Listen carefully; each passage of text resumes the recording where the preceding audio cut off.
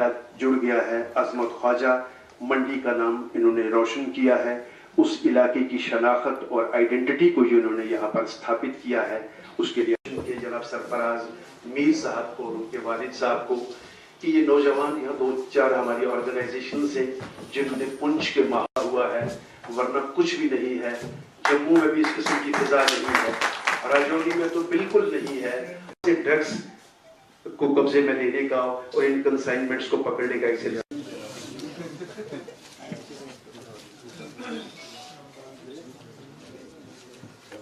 जाकर के अपने कदम रखे हैं और ये परचम हौसले बुलंद किया है। प्रोग्राम को आगे बढ़ाने से पहले मैं सर-सैयद एजुकेशन सभी मुअज़्ज़ज़ मेहमानों को खुशामदीद कहने के लिए चेयरमैन मुझे बकरवाल एम्प्लॉइज फेडरेशन जनाब असद नमानी साहब से मेरी गुजारिश रहेगी।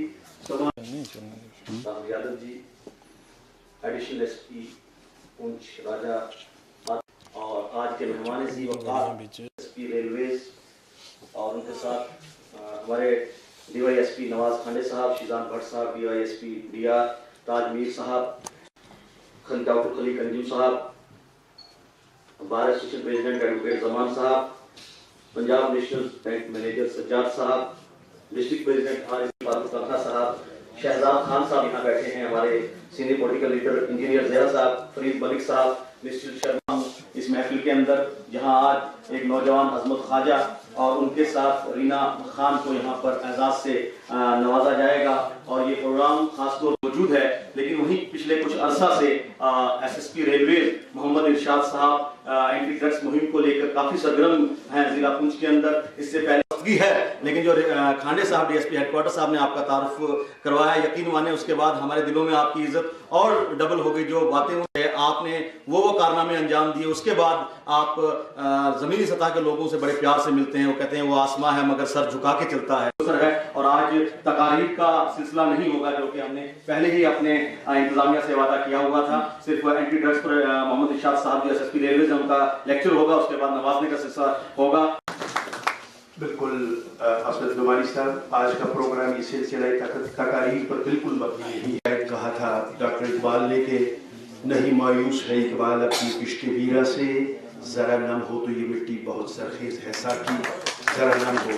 तो अपॉर्चुनिटीज़ की बात है। पुंछ का गहवारा रहा है। सन 1947 से पहले लाहौर से यहाँ पर लोग आते थे। टाउन हॉल पुंछ डीसी साहब जो ध्वस्त हो चुका है 2005 के ज़लज़ले के बाद, तो वहाँ पर उस ज़माने में बरादरियाँ बनी हुई थी ख़वातीन के लिए, महिलाओं के लिए बैठने के लिए वो जगह हुआ करती थी। चलिए 47 के बाद वो सारा एक पूरा शोक दौर जो गुजरा, तो उसके बाद जब आन जहानी शेर कश्मीर शेख मोहम्मद अब्दुल्ला बरसरी इक़्तिदार आए तो उन्होंने पुंछ का दौरा किया। तो उन्होंने आकर के देखा कि इस टाउन हॉल को फूड गोडाउन्स बना दिया गया था। तो उन्हें बड़ा दुख हुआ क्योंकि शख्सी दौर उन्होंने देखा हुआ था। तो उन्होंने कहा फ़ौरन इसको खाली किया जाए और इसकी अजमत रफ्ता जो है वो बहाल की जाए। फिर उसे लाया गया, फंक्शनल बनाया गया, प्रोग्राम्स होते रहे। डिप्टी कमिश्नर चक्रवर्ती साहब ने इसको सजाया, संवारा। अभिनव थिएटर यहाँ पर भी थिएटर होता रहा है, मौसीकी के प्रोग्राम होते रहे हैं। आपसे गुजारिश रहेगी कि जल्द अज जल्द टाउन हॉल की, क्योंकि यहाँ के बच्चे और बच्चियाँ अपने फन का मुजाहरा कर सकें, थिएटर का सिलसिला शुरू हो सके। तो आज ये बड़ी खुशकिस्मती की बात है। रीना खान साहिबा हमारे दरमियान मौजूद है जो कई एल्बम्स में अपनी अदाकारी के जौहर दिखा रही है। सिर्फ मतलब की बात होगी और जिस मौजू को लेकर के अजमत ख्वाजा ने फिल्म बनाई है उसी मसले से ये वबा पुंछ में बड़े बुरे तरीके से पुलिस के लिए एक बड़ी टेढ़ी खीर साबित हो रही है। इसी मौजू पर अपने ख्यालात का इजहार फरमाएंगे। आज हमारे दरमियान मौजूद है सीनियर सुपरिटेंडेंट, इन्होंने ये बड़े नॉन कॉन्फेरेंस पुलिस अफसर हैं, ये बिल्कुल रवायत से हट कर के काम करते हैं और अपने जो ज़रूरी ख्यालात हैं हमारे लिए बहुत ही मुफीद रहेंगे और हौसला अफजा भी। सर खासतौर से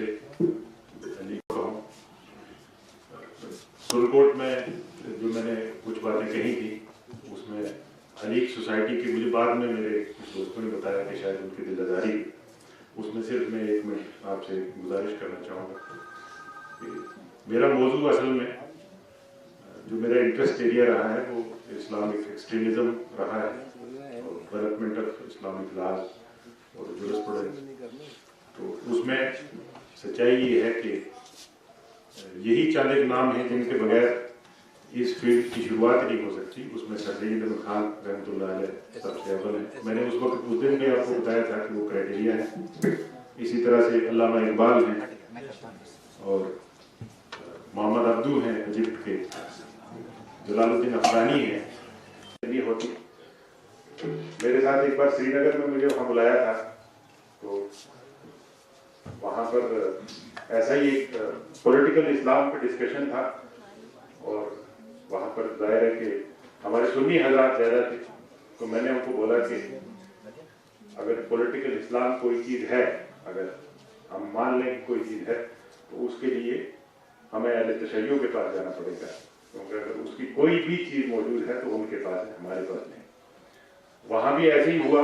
शाम को मुझे कुछ लोगों ने फ़ोन किया, तो मैंने कहा कि हम आप कोई और प्रोग्राम ऑर्गेनाइज कराएं या मुझे दावत दें, हम बात करेंगे।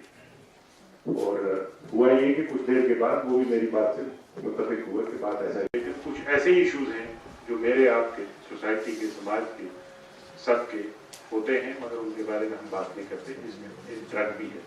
इसी तरह से अगर हम अपने इलाके की बात करें, कि काफ़ी लोगों से सुना है कि जो थे और गए कंक्रीट स्ट्रक्चर जो हमारे गाँव में बन रहे हैं, इसका जो इसकी हमारी इकोलॉजी के साथ कंपैटिबिलिटी ना होने की वजह से जो उसके नुकसानात हैं, इनके ऊपर भी बात की जाए।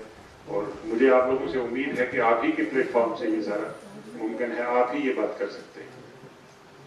और अब जहाँ तक ड्रग का ताल्लुक है, उसमें चंद बुनियादी बातें जो हैं वो मैं आप लोगों से शेयर करना चाहूँगा, जो हमने अपने तजर्बे से सीखी हैं।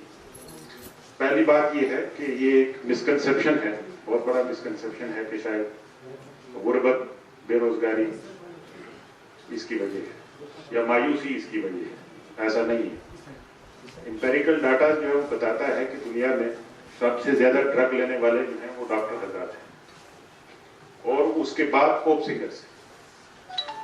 तो ये लोग तो ना अनपढ़ हैं और ना गरीब, तो वेल ऑफ लोग हैं, ये बड़े लोग हैं समाज। इसके पीछे वजूहात कुछ और होंगी। लोग कहते हैं कि डाइवोर्स हो गया तो ड्रग की वजह से हो गया।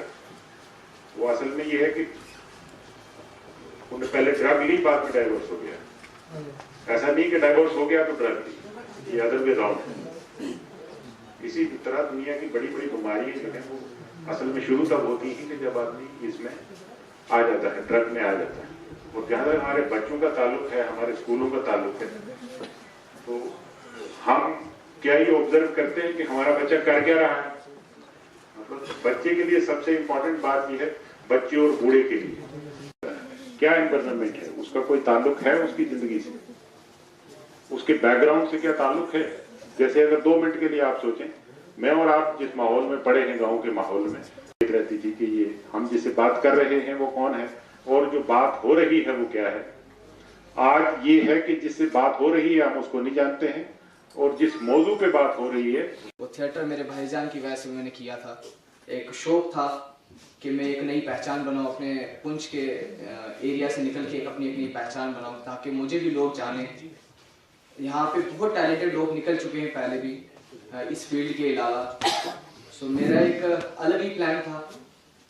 सो जब मैं थिएटर किए, भैया की स्पोर्ट की वजह से मैंने थिएटर शुरू किया, पर बहुत मुश्किलातें आती हैं। तो फर्स्ट टाइम जब मैंने आईजीटी का ऑडिशन दिया, तब जाके पहली बार मुझे लगा कि हाँ, मैं शायद इस फील्ड के लिए बना हूँ, मुझे कोशिश करनी चाहिए। एक मुंबई में जाना बहुत मुश्किल होता है, वहाँ पे स्ट्रगल करना, वहाँ पे काम करना, बहुत मुश्किलातों से वहाँ पे काम मिलता है। मुझे वो दिन भी याद है कि जब मेरा स्ट्रगलिंग टाइम चल रहा था, मैं ऑडिशन के लिए, मेरा 60वां के 61वां नंबर था, सुबह से दोपहर हो गई थी पर मेरा नंबर नहीं लगा। तो मुझे ऑडिशन रूम में बाहर आके कास्टिंग डायरेक्टर ने कहा कि आप कल आइए। तो वो कल अगर मैं गया नहीं होता, शायद मैं इस मुकाम पे नहीं पहुंचा होता। शायद वो मेरा एक सब्र का, पेशेंस का टेस्ट था। और अल्लाह के करम से कि उस दिन से जो जर्नी मेरी स्टार्ट हुई, मैं रुका नहीं, हर जगह काम किया और अच्छे लोगों के साथ काम किया, अल्लाह का करम रहा। और आगे भी इंशाल्लाह जो मेरे कुछ प्लान्स हैं, जो मैं ज़्यादातर जो पुंछ डिस्ट्रिक्ट के यूथ के लिए करने जा रहा हूँ, क्योंकि मुझे लगता है कि मेरे डिस्ट्रिक्ट में टैलेंट की कमी नहीं है, बट हमेशा प्लेटफॉर्म की कमी रही है। जो मैंने झेला है, जो मैंने स्ट्रगल किया है, वो मैं नहीं चाहता कि मेरे पुंछ के जितने भी स्टूडेंट्स हैं, जितने भी यूथ हैं, उनको झेलना पड़े। और इंशाल्लाह मैं यहाँ पे मैंने पहले भी कुछ शूट्स किए हैं और हमेशा एडमिनिस्ट्रेशन ने मुझे साथ दिया है इसमें, और आगे भी मैं करना चाहूँगा। और बाकी थैंक्स करना चाहूँगा दोबारा से सबका। और इरशाद सर ने भी अपने अल्फाज यहाँ पे अपनी कैफियत रखी और मंशियात के बारे में आप सब लोगों को अवेयर किया। तो तमीद के बगैर मैं इस मौजू को छेड़ता हूँ, क्योंकि खन्ना साहब ने कहा कि बुरी तरीके से हम गिरफ्त में आ गए हैं, और मैं आपको बताना चाहूँ जब मैं यहाँ पे आया तो हालात और बुरे थे, और कहीं ना कहीं हालात बेकाबू भी होते नजर आ रहे थे। लेकिन फिर अब एक मुहिम चलाई, डीएसपी सलीम यहाँ पे डीएसपी ऑप्स थे, उनको मैंने शुरू में लगभग 1 महीना थोड़ा सा कन्विंस करके किताब पढ़ो आई यू कर करके फिर हालात यहाँ तक लाए कि हमने लगभग 47 FIRs और मैक्सिमम पॉसिबल रिकवरीज जो उसमें हो सकती थी उसकी बरामदगी की मंशियात की। और साथ ही साथ हमने ये भी मिशन छेड़ा कि खाली प्यूनिटिव एक्शन जो है, लोगों को सजा देने का एक्शन नहीं, करेक्टिव एक्शन भी साथ साथ होना चाहिए। तो हमने अपने एफर्ट से ज़्यादा एडवर्टाइज नहीं करते हैं, लेकिन फिर भी इसकी जरूरत है। और बीच बीच में कई ग्रुप वाले जब यहाँ पे डीएसपी मोहन शर्मा थे तो डेली वो आपको एक कॉपी भेजते थे एंटी ड्रग्स की हर व्हाट्सएप ग्रुप पे, जबकि सारे रिलेटेड भी होते थे 2-2, 3-3, इसलिए ताकि आपको इसके बारे में जो है आपको अवेयर कराया जाए। तो जैसा कि भी इरशाद साहब ने फरमाया, इनका एक बहुत अपना बड़ा मकाम है, और इन्होंने जम्मू कश्मीर पुलिस के लिए जो काम किया है वो जो वैली में रहने ज़्यादातर वही जानते हैं इनका क्या मकाम है और इन्होंने क्या हासिल किया है। तो उनकी बात को मैं पूरा उससे इत्तेफाक रखता हूँ, और मैं इस पर तवक्का करता हूँ कि जो उन्होंने कहा है उस पर आप अमल करेंगे, क्योंकि मंशियात हो, चाहे मिलिटेंसी हो, चाहे सेसेशन हो, इसमें सबसे बड़ी बात है। और बच्चे जो गलत राह में भटक जाते हैं उसके लिए सबसे बड़ा जिम्मेवार होता है, और अगर सबसे बड़ा जिम्मेवार तबका है तो वो आपका अपना मुआशरा खुद है। मैं नहीं कहता तो मुआशरा किसी को धकेलता है। अलबत्ता सर ने जिसकी बात करी वो बात है इंटरनल सोसाइटल कंट्रोल कि घर में, अपने घर में। और दूसरी बात मैं सबसे बड़ी बात कहूंगा कि मुआशरे का सपोर्ट इसलिए भी हमें जरूरी होता है। चाहूंगा कि आपने जो है इस फील्ड में आप आगे बढ़े, और आपकी पूरी फैमिली को, स्पेशली आपके बड़े भाई को बहुत बहुत बधाई है कि उन्होंने जो है आपको इस फील्ड में जाने के लिए आगे एनकरेज भी किया, और आपने उसको आपने उनकी उम्मीदों पर आप खड़े उतरे और आपने एक अच्छी शुरुआत की है।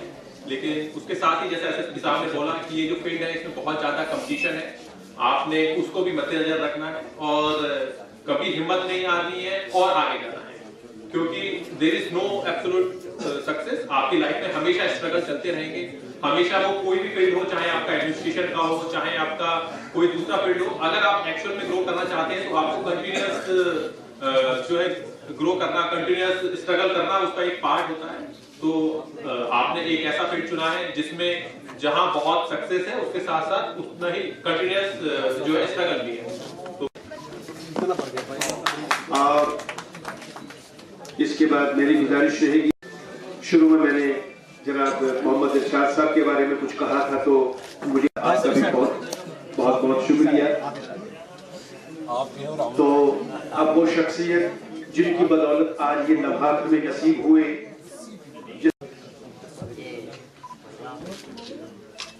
साहब और जिला तरक्याती कमिश्नर राजीव पांडे जी जो हैं वो नवाजेंगे खन्ना साहब को। प्रदीप खन्ना साहब के बगैर महफिल जो है वो अधूरी रहती है, कहीं चल जाए हर महफिल।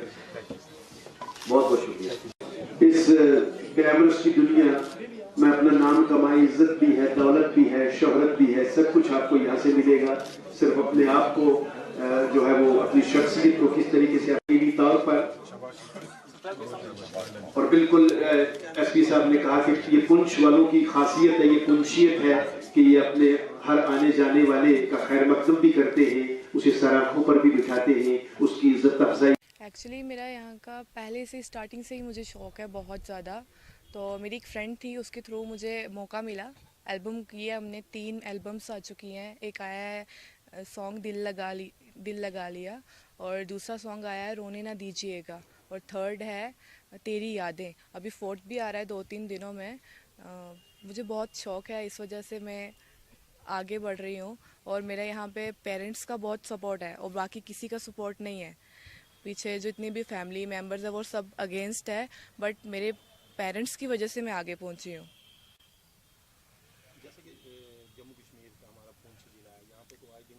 गोलाबारी चलता रहता है, हाँ। और फिर भी हम यहाँ से सुरनकोट से उठ के और मुंबई जाना बहुत बड़ी बात है मेरे लिए कोई भी जाएगा, मतलब अगर अभी मैंने स्टार्ट किया है और कोई लड़की भी नहीं है, स्पोर्ट करता ही नहीं है यहाँ पे कोई, लड़कियों को तो बिल्कुल करता ही नहीं है कोई भी, ठीक है।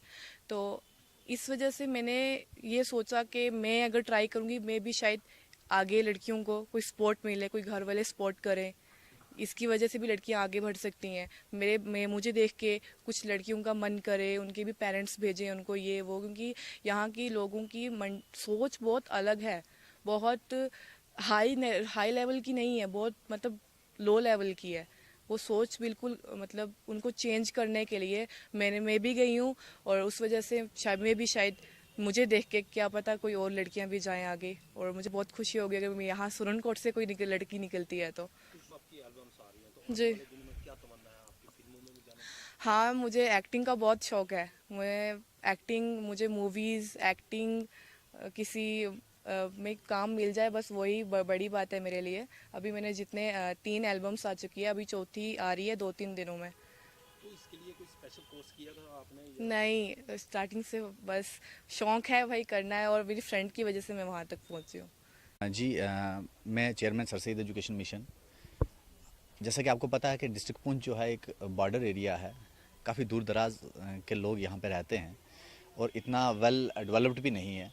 और यहीं से एक बच्चा उठता है आज़मत ख्वाजा, जो बिल्कुल एक बॉर्डर एरिया में रहता है, और 18 साल की उम्र में वो यहाँ से बॉम्बे निकलता है, और आज 21 साल की उम्र में जब वापस आता है तो वो एक पेंडिंग लव जो बॉलीवुड मूवी है उसका हीरो बन के आता है।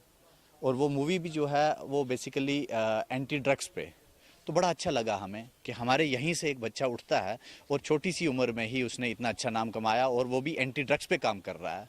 उसने देखा कि अगर फोर्स नहीं हो रहा है लेकिन हम ऐसी मूवी बनाएं जिससे बच्चों पे एक असर पड़े ताकि वो ड्रग्स की तरफ ना जाएं।